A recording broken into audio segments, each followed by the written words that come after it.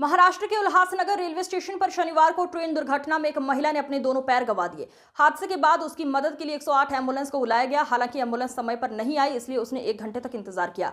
इसके बाद एक एम्बुलेंस आई, लेकिन तब तक महिला की हालत गंभीर थी और उसे उसी एम्बुलेंस में सेंट्रल अस्पताल ले जाया गया। कमल साबले नामक महिला शनिवार दोपहर उल्हासनगर रेलवे स्टेशन पर ट्रेन दुर्घटना का शिकार हो गई। इस हादसे में महिला ने अपने दोनों पैर गंवा दिए। महिला को रेलवे स्टेशन से सेंट्रल अस्पताल ले जाने के लिए 108 एम्बुलेंस को बुलाया गया, लेकिन 1 घंटे के इंतजार के बाद एम्बुलेंस पहुंची। सेंट्रल हॉस्पिटल जाने के बाद वहां से महिला को साइन हॉस्पिटल रेफर कर दिया गया, लेकिन 1 घंटे तक दोबारा 108 एम्बुलेंस को फोन करने पर एम्बुलेंस नहीं आई तो परिजनों ने प्राइवेट एम्बुलेंस देखी, लेकिन उसने भी 3,500 रुपए मांगे। इस बारे में जैसे ही पत्रकारों ने पूछताछ की, केंद्रीय अस्पताल ने अपनी एम्बुलेंस उपलब्ध कराई और महिला को साइन अस्पताल भेजा, ऐसा उत्तर मिला।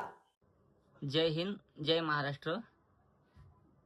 नमस्कार मित्रांनो, तर तुम्ही सदर जो व्हिडिओ पाहत आहात तर त्या व्हिडिओमध्ये ज्या महिलेचा अपघात झालेला आहे, ती महिला घरून कामावरती जाताना तिचा अपघात झाला आणि ती तिथे कोसळून गेली आणि तिच्या पायानं दुखापत झाली। तिचे दोन्ही पाय तिचे राहिले नाही आणि सेंट्रल गव्हर्नमेंट RPF वाले जे होते ते भरपूर वेळेपासून तिच्याजवळ तिला उचलण्यासाठी म्हणजे तिच्याकडे दुर्लक्ष करत होते।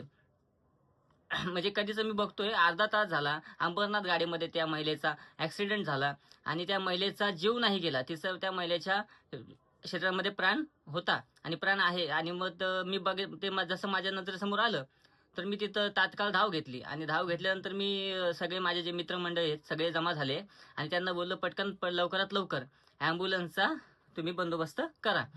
तर स्टेशन मास्टर वाल्यांना तुम्हाला सांगतो अक्षरशः एवढं दुःख झालं, तिथून आम्हाला तिथं ॲम्ब्युलन्स पर्यंत पोहोचायला पण रस्ता नव्हता।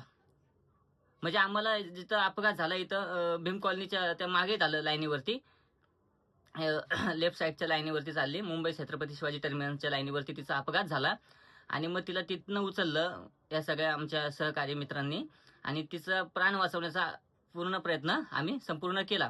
मात्र RPF वाले पूर्ण निष्काळजीपणा करत होते आणि स्टेशन मास्टरला सांगतो ॲम्ब्युलन्सला फोन लावा तरी ॲम्ब्युलन्सला फोन लावत नव्हते आणि मग तसं ते खाली आम्ही त्यांना पूर्ण असं गोल घुमवून नेऊन तिथं वरती स्टेशनवरती 4 नंबरचं म्हणजे वेस्टर्न ईस्ट साईडला आम्ही तिथं त्यांना नेलं, ईस्ट साईडला, आणि मग ॲम्ब्युलन्स आली आणि तिथं मग त्या महिलेला ॲम्ब्युलन्समध्ये टाकून दिलं। म्हणजे उल्हासनगर असं शहर आहे जिथं लवकरात लवकर कुठल्याही सुविधा उपलब्ध होत नाही।